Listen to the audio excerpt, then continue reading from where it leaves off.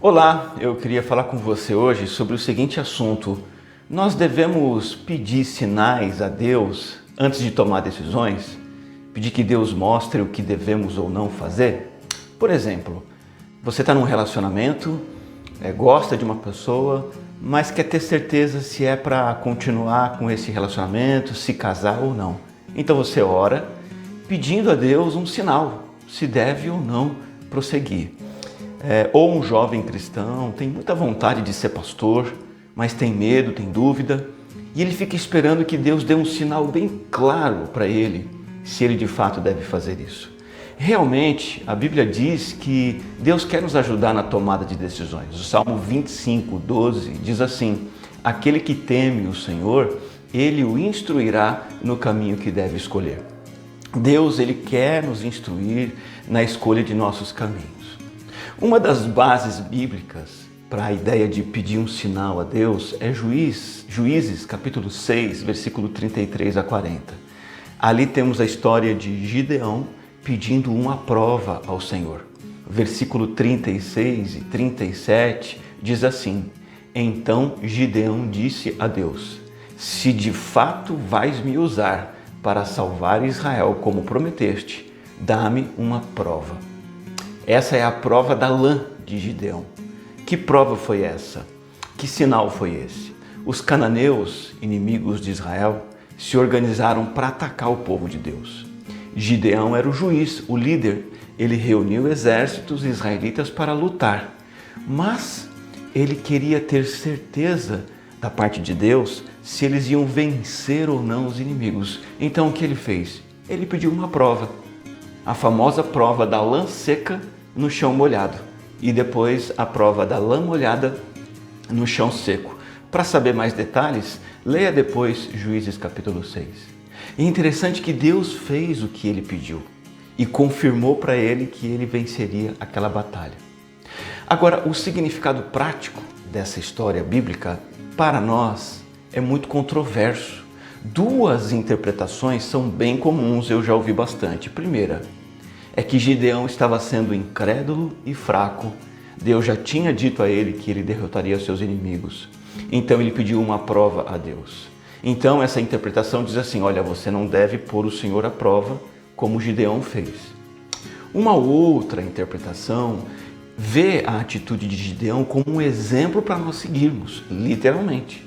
Então as pessoas dizem: veja, assim como Gideão pediu um sinal para Deus, nós também devemos pedir que Deus dê sinais claros para nos mostrar o que fazer, o que não fazer.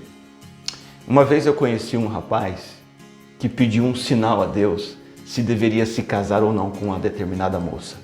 Supostamente, disse ele, Deus deu um sinal positivo. Eles se casaram. Os anos se passaram, o relacionamento fracassou e eles se divorciaram. Será que aquele sinal veio mesmo de Deus? Eu prefiro pensar que Gideão é um exemplo para nós na seguinte forma: um exemplo de que nós devemos buscar, sim, a direção de Deus para as nossas vidas. Porém, esse texto não nos mostra que o método que Gideão usou é para nós usarmos hoje em dia também. O método usado por Gideão não serve mais para nós. No período dos juízes, veja bem, Deus falava daquelas formas. Usava sinais, mostrava as coisas dessas maneiras. E Gideão buscou a Deus da forma comum para a sua época. O método usado para Gideão é singular, único e não é uma norma para nós hoje. O princípio é uma norma. O princípio, sim, devemos buscar a direção de Deus. Agora, preste atenção nisso. Hoje, Deus nos orienta de forma clara e perfeita de que maneira? Através da Bíblia, a sua palavra plenamente revelada a nós. A lã de Gideão é um método antigo, ultrapassado para se buscar a direção de Deus. Deixa eu dar um exemplo. Há 15 anos atrás, quando eu andava pelas ruas de São Paulo, precisava chegar num lugar que eu não conhecia, eu usava guias de rua, mapas impressos que você abria no carro, eles ficavam enormes assim, e você ficava procurando a rua que você tinha que chegar. Uma coisa complicada. Os anos se passaram, hoje eu uso a tecnologia do GPS. O meu Google Maps me leva para onde eu precisar de uma maneira muito melhor e muito mais facilitada. O método avançado e perfeito de Deus nos dirigir hoje em dia é pela Bíblia, a sua palavra, a palavra de Deus. Mas você se pergunta, como assim, Daniel? Como isso funciona? Porque a Bíblia não fala o nome da pessoa com quem eu devo me casar. Ela não diz qual emprego eu tenho que arrumar, que profissão que eu tenho que ter. É verdade, eu concordo com você. A Bíblia não fala essas coisas. Mas funciona da seguinte maneira. Na Bíblia, Deus nos dá um conjunto de informações e conhecimentos que vão tornar você mais sábio para fazer as melhores escolhas. A Bíblia te dá um conjunto de conhecimentos para você ter sabedoria para escolher qual empresa trabalhar, qual emprego aceitar, se você vai ter filhos ou não, quantos filhos você vai ter, com quem vai namorar, com quem vai se casar. Eu digo para você que se você tem ido a uma igreja esperando uma revelação do que você deve ou não fazer, para com isso. Se você tem pedido sinais para Deus, eu aconselho você a desistir. Não espere que Deus diga para você fazer o que cabe a você escolher e decidir fazer. Por exemplo, eu não posso determinar os caminhos futuros das minhas filhas, dizer para elas qual faculdade elas têm que fazer, qual emprego elas têm que arrumar, qual vida profissional elas têm que desenvolver, muito menos com qual rapaz elas têm que se casar. Mas eu posso e devo aconselhar as minhas filhas para que elas façam as melhores escolhas. É isso que Deus quer fazer com a gente. Deus espera que nós usemos de liberdade, com sabedoria, para a tomada de decisões.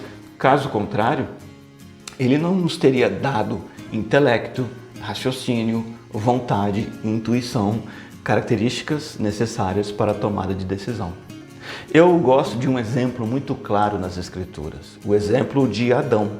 Lá em Gênesis capítulo 2, versículo 16 e 17, Deus diz assim para Adão: Adão, coma livremente de qualquer árvore do jardim, mas não coma da árvore do conhecimento do bem e do mal. Então é mais ou menos assim. Deus quer que usemos de liberdade, uma liberdade subordinada aos princípios de vida que Ele deixou.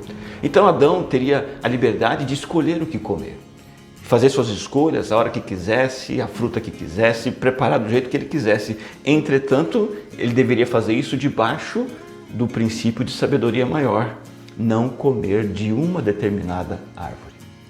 O nosso papel é nos colocarmos debaixo do guarda-chuva da vontade moral de Deus, nos submetermos aos seus mandamentos, suas proibições, princípios.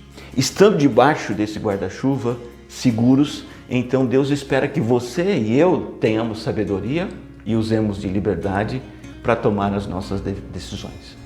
Lembra do Salmo 25, 12 que eu citei no início? Aquele que teme o Senhor, Ele o instruirá no caminho que deve escolher.